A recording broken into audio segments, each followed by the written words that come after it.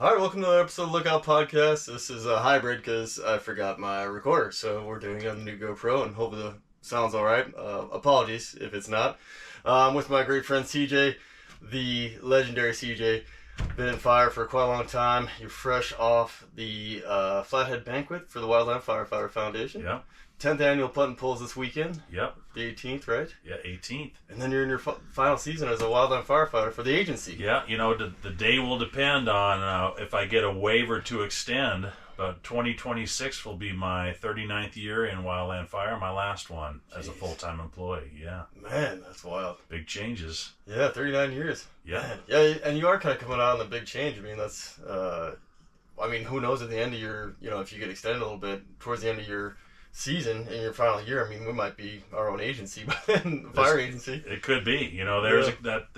We just got wind last Friday of a little more clarity on the realignment the Department of Interior took to take those bureaus out of it and take all those fire folks that were in those bureaus, extract them out for the Wildland Fire Service. I mean, that term is still rolling off the tongue. And we'll be talking about their next hard date at the Department of Interior is May 17. Oh, yeah.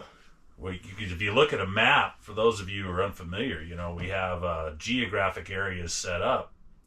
But the Department of Interior bureaus, their regions are different shaped than the geographic areas. Oh, yeah. So you get someone who is seated in South Dakota who's been working with the Rocky Mountain geographic area all their lives, they may have a different place that they're going to be working with. Whoa. Depending on what they choose to do. So, a lot of changes in not only in wildland fire, but at those very beneficial bureaus that have their own land management plans, their own missions. Yeah. And you pull fire out of that, where fire is a service to all of them, and a cooperating partner with the Forest Service, you come up with a brand new look at wildland fire.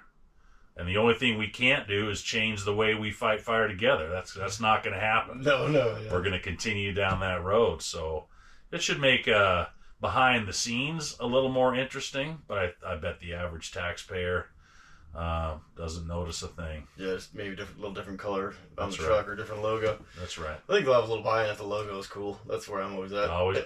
One of the things I wanted to hold on to, Mr. Barrett, I could have retired several years ago. One of the things I wanted to go through this transition. I wanted to be in this realignment. Because there is an executive order out there that calls for the Forest Service to be absorbed into the Department of Interior, right? One big happy family. And so right now, we are operating separately. The Forest Service is operating separately from the Wildland Fire Service, but that executive order still stands. So ostensibly, Congress is going to commission a study, which is to my knowledge is the next step, to see what does that look like. What does it take for the Department of Interior, for the Wildland Fire Service to ingest the U.S. Forest Service and the massive numbers of people that come with that, right? I mean, so I think that's probably been the largest barrier to that, following the terms of that executive order. But it ought to be looked at. Yeah. A change comes to us all, right? Totally. It ought to be investigated. It ought to be investigated for the tax-paying citizen, the efficiency of the way we do business. Guy told me a long time ago, people don't remember the color on the door of the truck that showed up. It's just that somebody showed up that looked like yellow and green, right? Looked like they had some Nomex on. Looked like they knew what they were doing.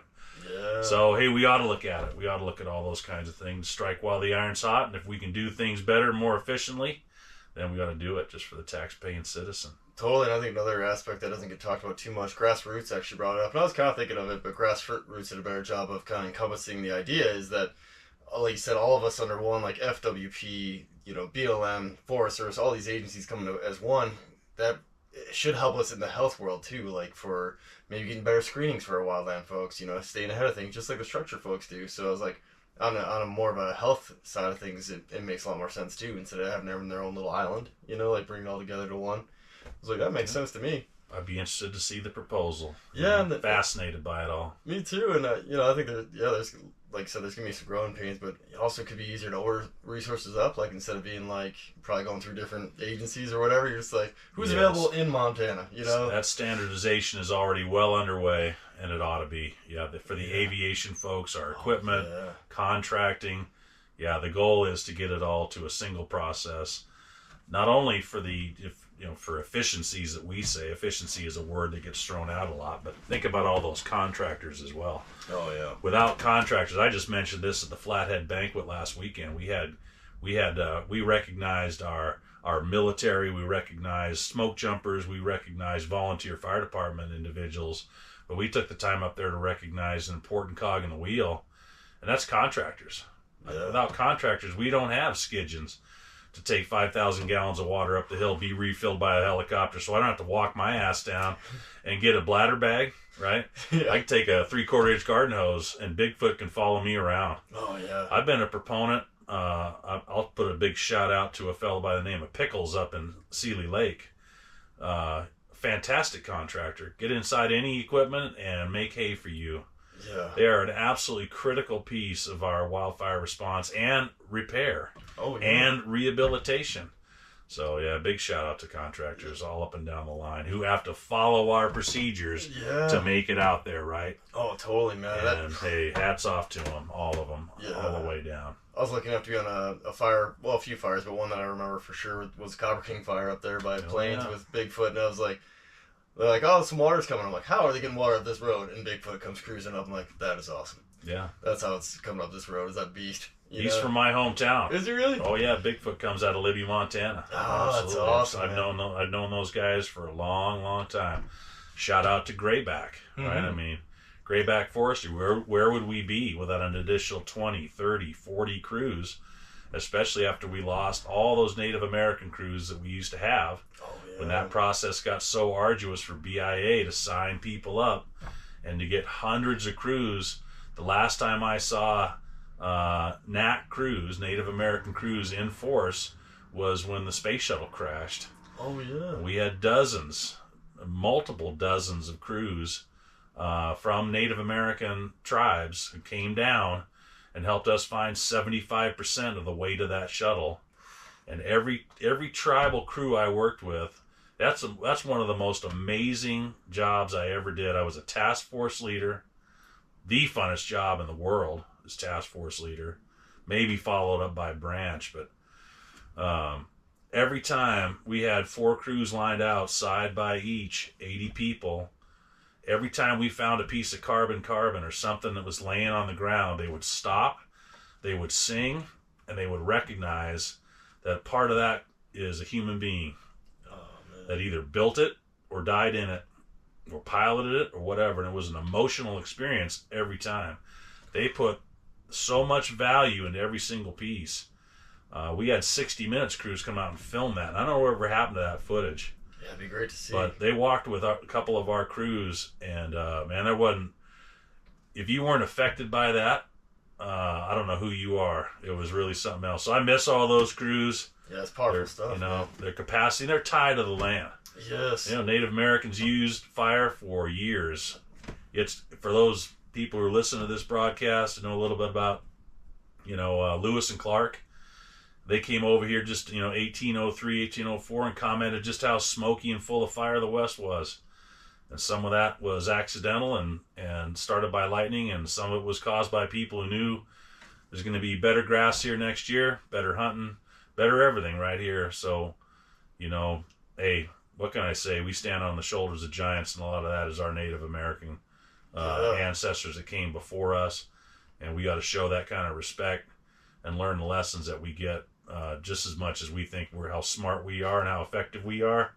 We pale in comparison. Yeah, absolutely, man. Because they're doing it for centuries before we showed up, and you see it too, like, where I grew up, Whitehall, on just the north end, going from like I-15 to Helena, a lot of lodgepole in there, dead and down. It's like no one introduced fire in there in forever, and then once fire does get in there, it just goes bananas because there's so much fuel there. And it's like you said, back in the native cultures, they knew enough to keep the forest on fire in parts to keep that cleaned up and let it clean itself up over time. Absolutely.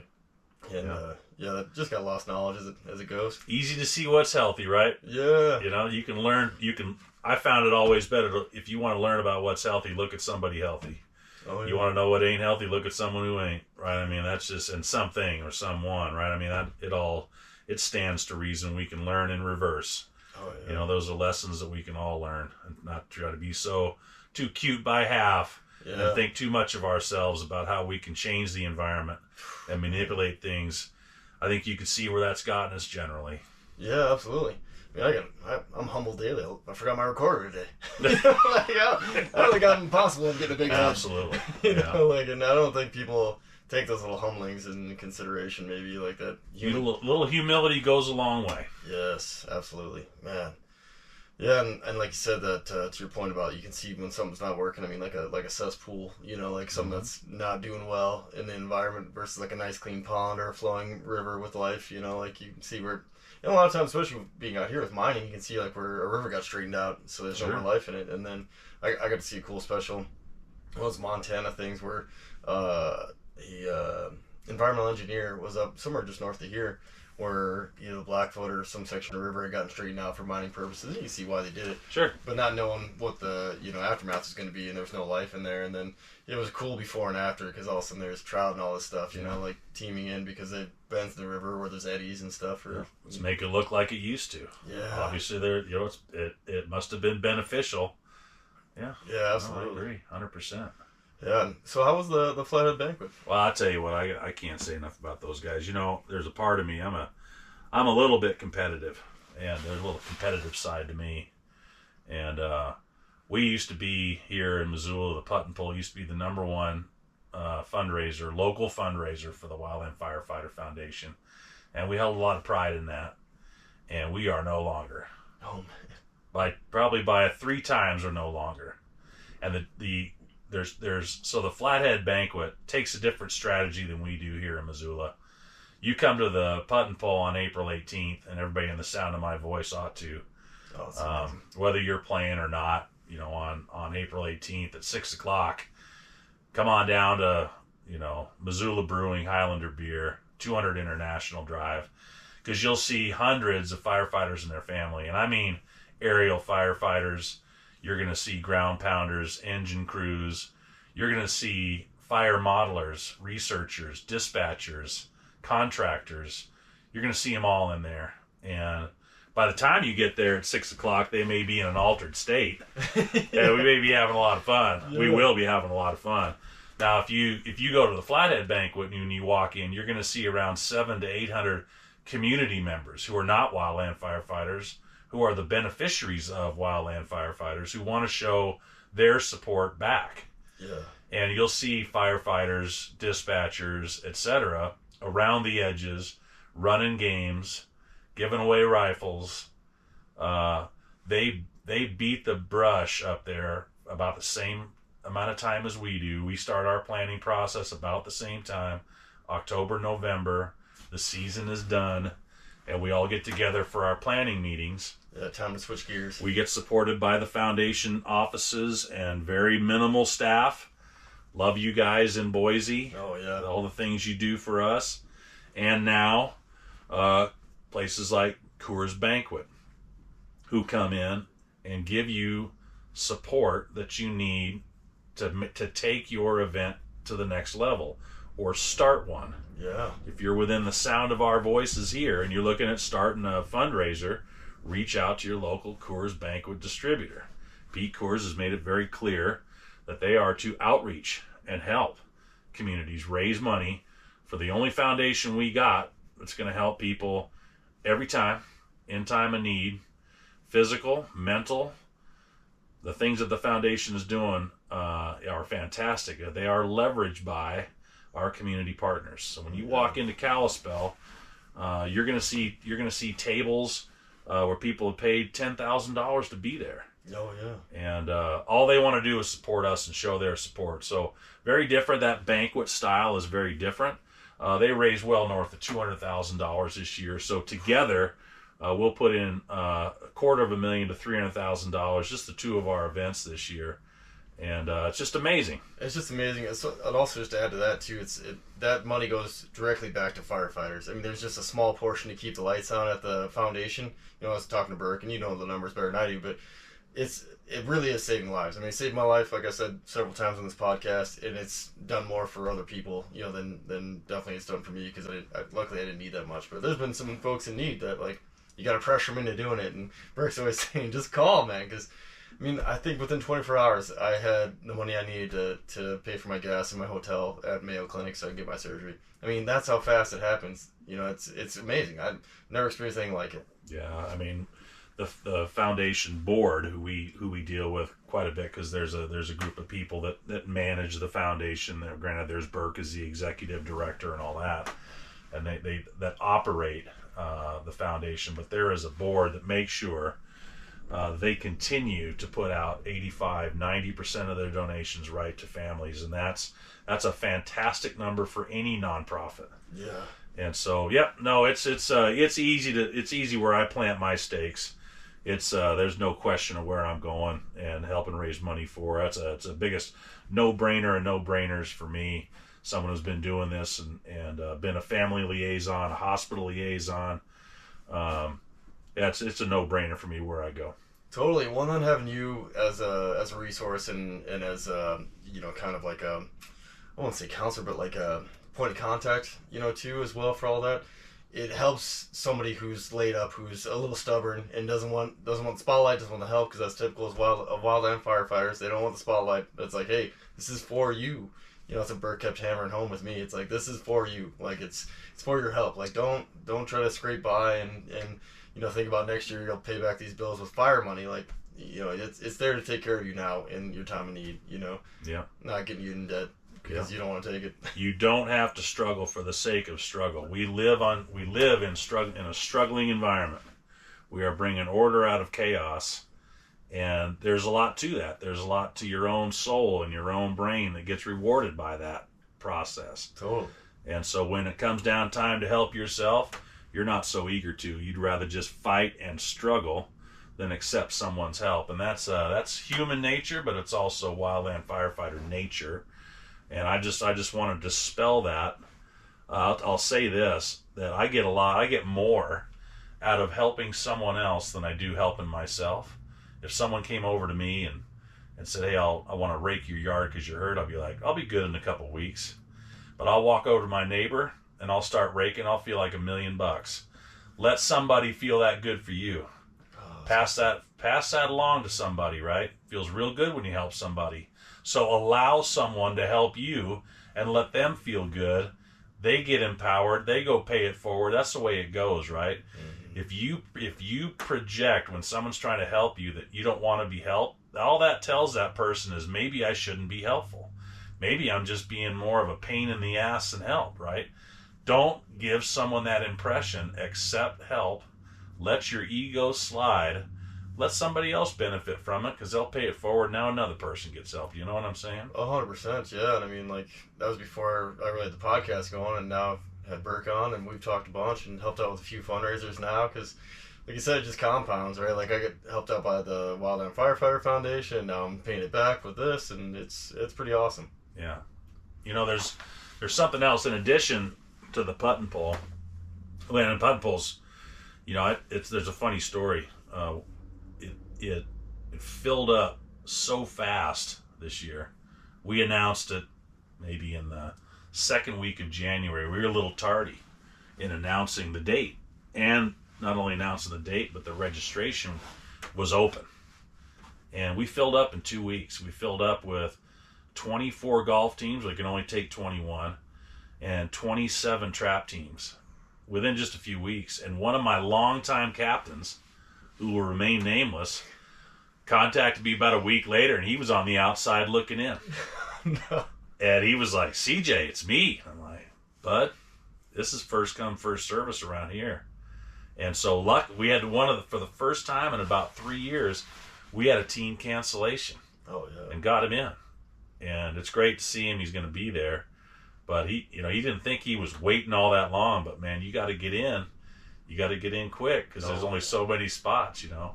Yeah. It's great to see. Oh, it's awesome. So good to see. And then, then the Annie Oakley to start the show off too. That's well, I mean, it's kind of not totally the kickoff because I guess order of operations is everyone checks in. Yeah, we'll be there about 7:30 to open up check-in. Captains come in for their captains meeting at 8:00. We kind of these they all know what we're doing, but there's a few people who are new this year. Can't forget them. There's a few teams that are new, shooters who are new. We'll brief everybody on what's going on for the day. Then Daniel Lyon Sr.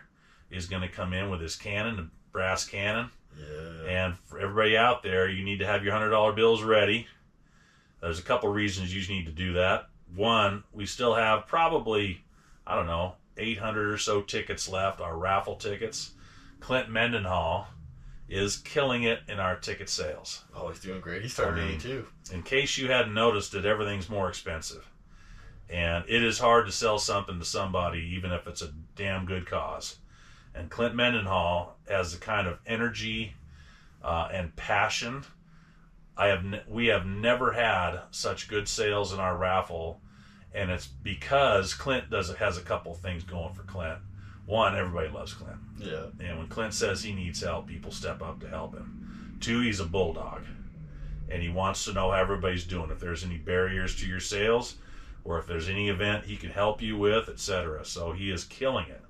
So on the day of the event, we had another donation come in from the Flathead Alpine Coaster. You know this coaster up there by Lakeside? Up in the woods. And they gave us a couple hundred of these vouchers, free vouchers for Flathead Alpine Coaster. So if you come up with a $100 bill, you're going to get 5 raffle tickets. You're going to get a whole hog ticket because the Stroop boys over in Superior, Superior Meats, have donated a whole hog, not one on a leash, but one that's all cut up and wrapped. Yeah. And you're going to get, with those 5 tickets, you're going to get a chance at the whole hog, and you're going to get a Flathead Alpine Coaster ticket for free. So we'll be handing those out on the day of the event. Oh, man. So we're looking forward to that. Great new partnership with the Alpine Coaster.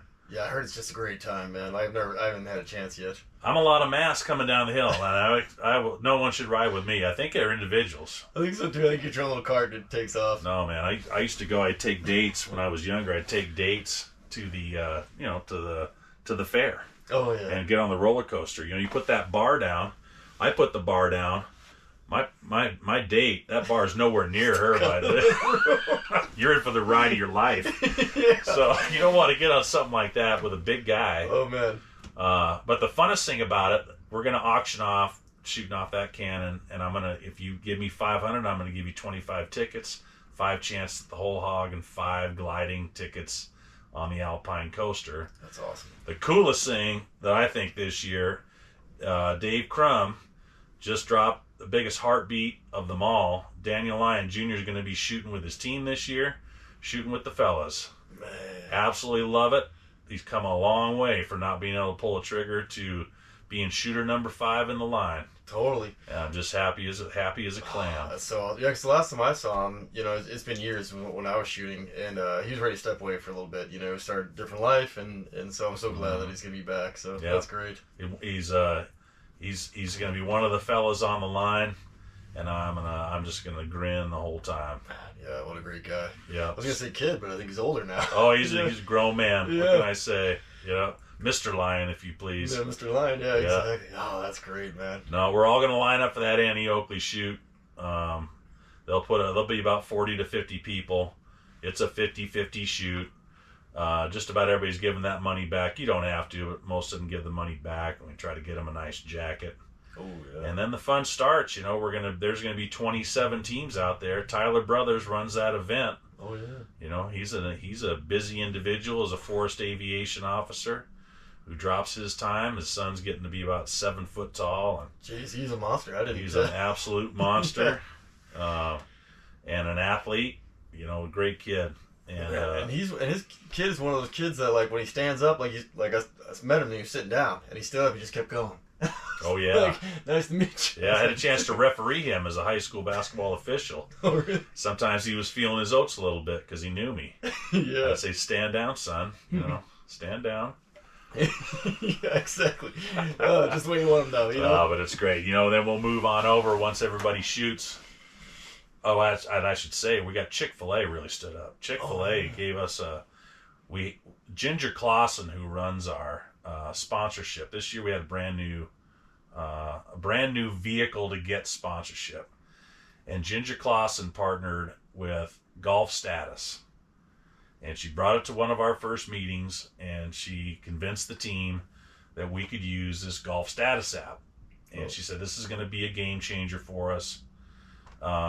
As you know, if a sponsor picks you up, well, you didn't have to pay that $800 to put the team in. Well, now you have $800 to put over here in our live auction or our silent auction or maybe some raffle tickets, right?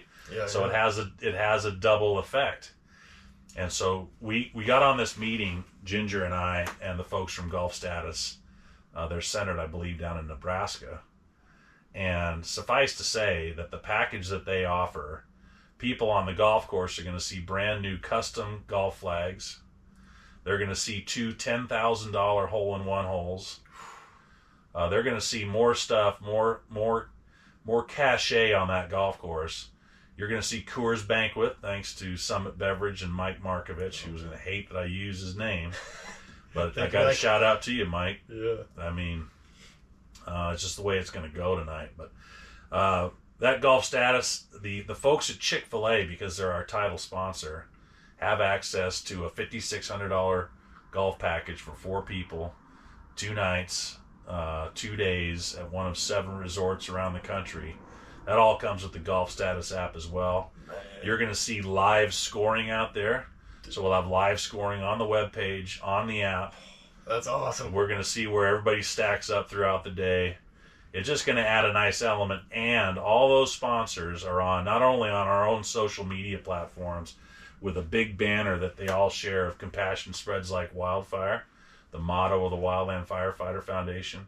Yeah. All their social medias, all their logos are lined up on that Golf Status app, and we finally have something to give a sponsor in exchange. We finally have something value added that we can give a sponsor, and so the folks that are sponsoring me are Cruisers Base Camp. They set up base camps all over the West to support those, our big fire camps, and I wouldn't have had anything to offer to him when I met the gentleman that owns the company. He jumped at the chance to support wildland firefighters. He was like, absolutely, that's a no-brainer. Took him, but he made his decision before I stopped talking. Yeah. I wish my wedding would have been the same way, Yeah. And all of a sudden now I got a sponsorship too, so that money that I would have put in for my team is going right into the live auction. So what can I say? Man. Yeah, because more money gets poured in, from the outside and then from us as competitors too, which is awesome. We've got to be ready to accept help from our community. Yeah. We have to do that, right? There is a long-standing ethos that we have to just be we can't show favoritism to anyone. We are an impartial land management agency who's coming to put this fire out, favoring no one. Yeah. And in our contracting, I love all of our contracting people. Don't get me wrong, but the hint of impropriety has been drilled into us for so long, and in some cases, in grants and contracts and awards, 100%. Yeah. But I can draw that line. Totally. I can draw where that line is. If we don't accept the help of the people who want to give it to us, we're just cutting our own nose to spite our face. Yeah, 100%. And back to a shout out to Pete Coors, because we talked about a little bit before we started rolling here, is the semi trailer, with the Wildland Firefighter on there. Yeah. I mean, that brought a lot of life to us because that thing's traveling all over the country. And people get to see oh man, that's what that is? Well, I'll tell you this. I'll tell you a particular story. I was coming back from a fire last year that was a grinder. It was just one of those fires where you couldn't get ahead of it. You'd have a flank almost pinched off and cross the road overnight. Just one of those things where you're talking to a bunch to public in a high school gymnasium, talking about the great effort you're running, and the next day you look like a fool because it blew out again, right? And I was coming home it was also one of those where the next team was delayed getting in, So we're talking like 18, 19 days. And I'm on my way home. And you don't have, when that kind of stuff happens, when you transition to a team and you weren't very effective, it just ain't a good feeling. And I'm driving back through Dillon, and I want to stop at the Patagonia store to get something for my wife as a little welcome home present, because she's got to deal with me now coming home. Yeah, and that's good asking planning. why the grass isn't mowed and all that. So Yeah. I want to stop at Patagonia and pick her up something. And what do I see when I turn the corner at the town pump? There's a guy walking off the back of a Protect the West truck with a dolly full of beer, and he gave me a little wave in my truck. And I called Mike. I called Markovich that right then, and I said, "Bud, I just want to thank you. You don't have to do this stuff. You don't have to put that on the truck. I mean, I know that Pete Coors and Coors Banquet, they see some benefit from it. I understand that too, but so do I. Yeah. When I pull in after having a bad day and I see a wildland firefighter on image who's working on a fire line, doing all that unattractive work, all that gives me is a sense of empathy among the public. Yeah. Why would they do that? Sure, the cynic would say, well, it's just because they want to brand themselves to something cool. Well, sure, that's a pretty easy assessment to make. But I would also say that what we do to protect communities ought to be lauded and ought to be celebrated. Absolutely. And if that's what it takes to get people who don't see us in the tree line, I've taken members of the press. Lolo Peak is a fine example.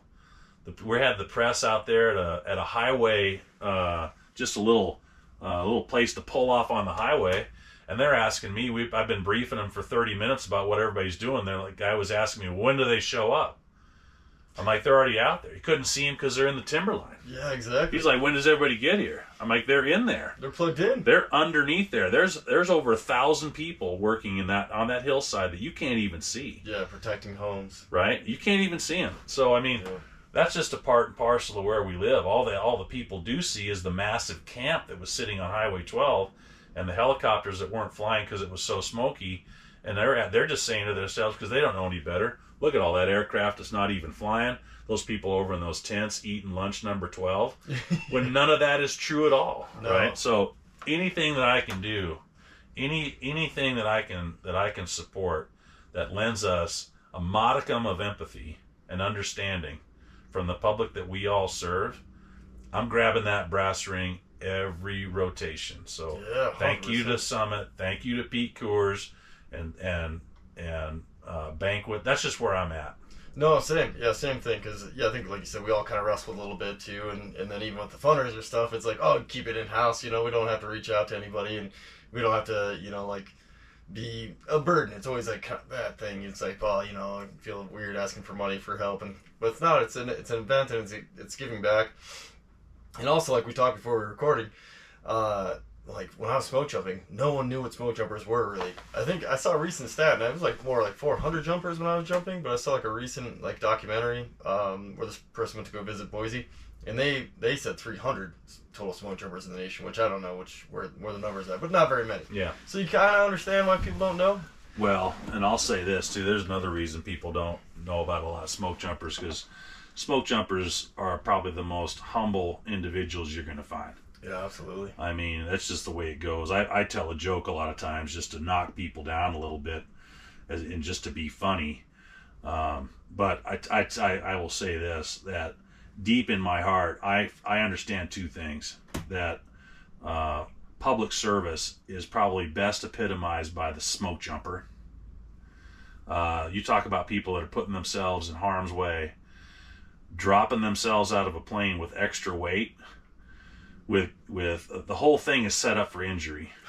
The whole thing is set up for injury. Yeah, and variable weather conditions in the middle of nowhere. Yeah, and it is also efficient as hell. Oh, it is. And it works. And yes, did it arise out of a 10 a.m. strategy?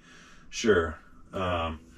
Is it sometimes maybe we jump too much, we try to fight some fire, maybe we ought not to? Sure. All that stuff bakes into the cake. Have we come to accept injury too much because of it? Maybe. I'll let people have that discussion. Yeah. But you're not going to find a more humble, active, physically fit example of what a public servant ought to be than the people who are running around in Reading, in Missoula, at West, in McCall. I can go on and on. So I hold them in nothing but highest regard. And I'm also, given that, the second thing I would say is that we wouldn't be where we are as an agency without some seminal events, specifically 1949. People shocked to see veterans coming home from World War II, throwing themselves out of airplanes, not to beat back the Nazi horde, but to protect communities and fight wildland fire, right? And so just those, that, and I want to choose my words carefully. We owe a lot to the people who died on the mountain that day. All 12 of the jumpers and the district. Yeah, the fire guard. The fire guard, the 13th. Man, we owe them all a debt of gratitude, because that sacrifice elevated the need for wildland firefighters, the risks associated with it. Yeah, through the rumor mill, I guess, or through the wind. I don't know. I've heard a rumor about the May 8th. 13 crosses, yes. So this is an amazing story, and we're going to world premiere 13 Crosses at the Wilma Theater on May 8th. And right now, if anybody knows Levi McConaughey, you know exactly what I'm talking about. An absolute whirlwind. She's a juggernaut. She is handling event planning for us, and it's a big responsibility. I just talked to Levi here a little bit ago, and I've told her, you need to fill the Wilma with 800 people, mostly smoke jumpers. I want you to work with Sarah Doring with the Smoke Jumper Association. Granted, 2 years ago with the 75th anniversary of Man Gulch, Sarah has a lot of those connections right at hand. We got connectivity with the Museum of Mountain Flying. All the right people. Wayne Williams, Dave Turner, who ran the staff rides at Man Gulch for years. So I'm teasing it right here. It's a world premiere of 13 Crosses. It's a story of Man Gulch, told with historical footage, animated footage that puts you on the mountaintop in August 1949 with the big blow up. Talks about how we got there, how smoke jumpers train. There's a very fascinating piece there on which came first, mountain smoke jumping or paratrooping that served World War II. Very interesting. I'll let the viewers see it. The animation is amazing. I spent my life teaching about Man Gulch and the lessons from it, Wag Dodge and the burnout, all these things. We all know these stories. Ranger Jensen appearing at the bottom, the radio breaking during the supply drop. They're on their own. It's very powerful. Wag Dodge burning to save himself, being unconvincing to the others. Rumsey and Salee popping through the rock outcropping and surviving, and more. And to finally see the AI animation that takes you to the scene of people understanding that they're cut off from the bottom and they got to go back up. And it's amazingly powerful. And we're going to have Smoke Jumper chosen VIPs. Not only from our Smoke Jumper brother and sisters, but also people who've supported them over the years. I have a special guest that I'll be making hay over. Oh, yeah. And if you want to know who that is, you show up to the Wilma on May 8th. Levi McConaughey is handling all of our ticket distribution. She's going to be at the Putt and Pull on next Saturday on April 18th. And all you need from her is a registration and a little wristband. And we'll have all the tickets we need. Show up, come to the Putt and Pull, and you'll get your seat at the May 8th world premiere of 13 Crosses. I'll just say one more thing about it. The director, Tyler, who is a relatively young man, when I met him, I thought, man, you got no business knowing about what happened at Man Gulch. when he was a child, he heard The Cold Waters of the Missouri, the Ballad of Man Gulch, and it stuck with him. He probably couldn't tell you why. Yeah. And lo, now all these years later, as an adult, he just chooses, because he said no one had made a documentary about Man Gulch, so he just said, if no one else, then I'm going to do it. It's a powerful piece. We screened it here about 2 weeks ago, and we're going to air it on May 8th. So Levi McConaughey, get the word out. We'll put it on our Putt and Pull, MissoulaPuttandPull.org. We'll have it on our webpage, and you'll be hearing about it not only in the jump community, but in our greater Missoula wildland firefighting community. Mark your calendar, May 8th. You're going to be there. Yeah. The Lookout Podcast. If you walk in there at 5 o'clock, we're going to see the Lookout Podcast generating content from Karis Park right up onto the screen in the Wilma. We're so happy to have you there. Yeah. Honored to be there. Yeah. Yeah, honored to be a part of it, and yeah, I'll do my part to get the word out as well, you know. Make some posts and some reels and stuff to help get folks in those seats. Nobody reaches out to the people I want to touch than the Lookout Podcast. We really appreciate what you do. You're my sole vehicle for getting the word out, besides my events. So I really appreciate what you do, Mr. Barrett. Oh, thank you, CJ, and I'm honored to do it, man. I appreciate you giving me a lot, because, yeah, that's what I love to do, man, is, you know, help spread the word about these events and help make these events bigger as much as I can, you know. It's kind of funny with the Man Gulch thing, because my tie to it is that from a childhood memory of, like, one of the first family hikes was to Man Gulch, which is kind of a funny family hike, but it was also in the blistering hot weather of end of July. Not quite as hot as the day of the blow up, but it's seared in my brain though, like those crosses and the heat from the gulch and everything else. We hiked in from the other side where I don't want to give much away from the story, but that, you know, the researcher did after the blow up, you know, from that side. So yeah. Well, thanks, CJ. I appreciate you coming on, man, and you know, apologies for not having the best audio.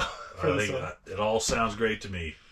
Well, I appreciate all the work you do, man. You are a pillar in this community, and for the next one too, we'll have to, maybe after Putt and Pull, we'll do one on your fire career and talk about some of the cool stories and things that you've learned over your 39 years, and 39 is a powerful number. Most Cascades, you know, smoke jumping practice jumps were 1939, so like that's one of the plaques on their wall there. It's 1939. Nice. So very nice. Yeah, appreciate everything you do, man. Thanks a lot. I mean, a lot of us wouldn't go on without you. So thank you, CJ. Appreciate it. All right, we'll see you on the 18th for the Putt and Pull. Absolutely, sir. All right, and thanks for tuning in, folks.